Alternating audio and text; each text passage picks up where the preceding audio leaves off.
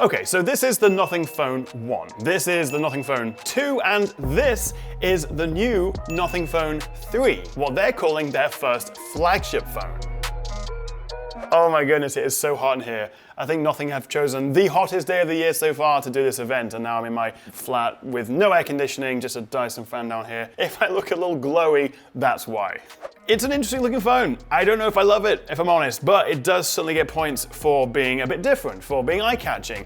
I am sad that they've basically got rid of the glyph lights, the LED lights that we had on the previous generations of phones. That kind of is what they built their aesthetic around, but instead now we have this glyph matrix. It's literally just a round screen at the top corner, which can do a few things in a sort of similar glyphy way. There's also these new glyph toys like Spin the Bottle, a Magic 8-Ball, Rock, Paper, Scissors, and it was actually quite funny because people couldn't figure out how to actually interact with it, how to, I don't know, make the bottle spin or whatever. Turns out there's actually a little capacitive button, which if you long press, and actually quite firmly, then it does the glyphy toy thing. We also have this little red dot square LED on the back, which doesn't really do an awful lot, although it does blink red when you're recording, which is a nice touch. Maybe the design will grow on me, and actually I do have my review sample here, which I'll be playing with, although I can't show you this just yet. Everything I'm showing you today is from Nothing's hands-on event.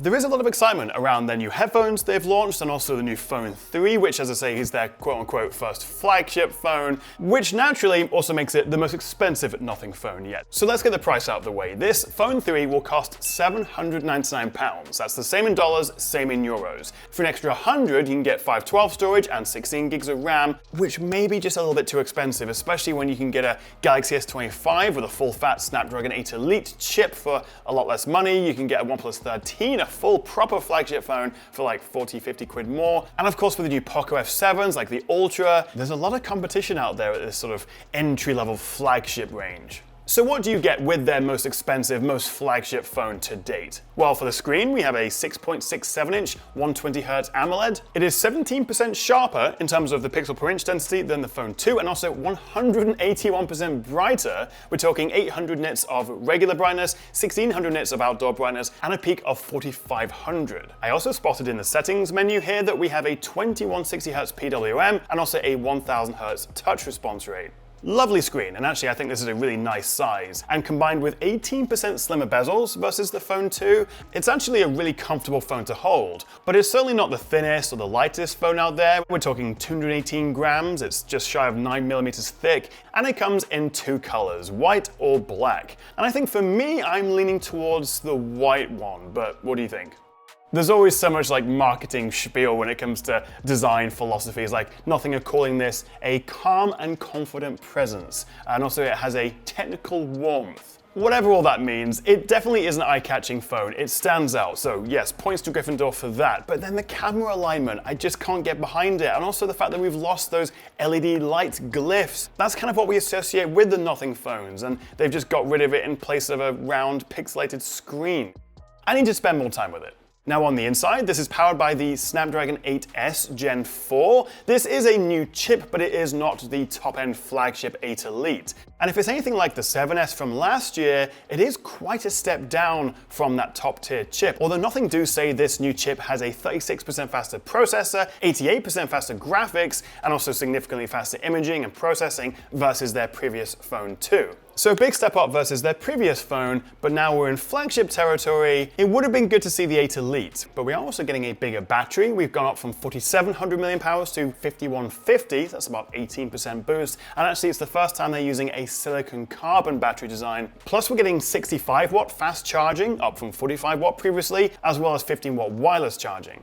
The camera's also had a big upgrade. We've got a triple 50 megapixel setup on the back, with the main camera getting a 20% larger sensor versus the Phone 2. The periscope telephoto gives us a 3x optical zoom and up to 60x AI super res zoom. It also doubles as a telemacro. We also get a 50 megapixel ultra wide, and then around the front, a 50 megapixel selfie, bumped up from the 32 megapixels on last year's Phone 2, and for the first time supports 4K 60 video recording.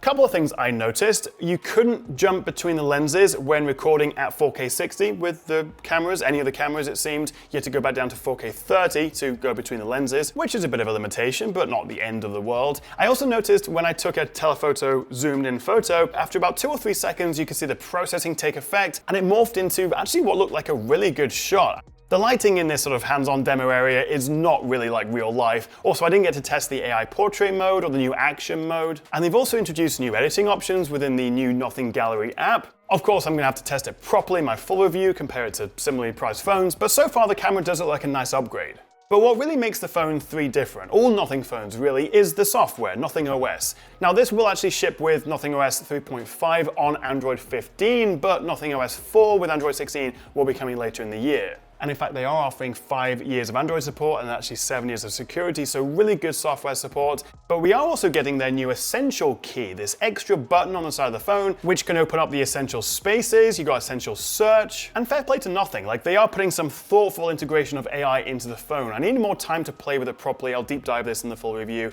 But being able to have like this universal search bar across your entire phone, there's a lot to play around with here, and it's not something we've really seen with other phones.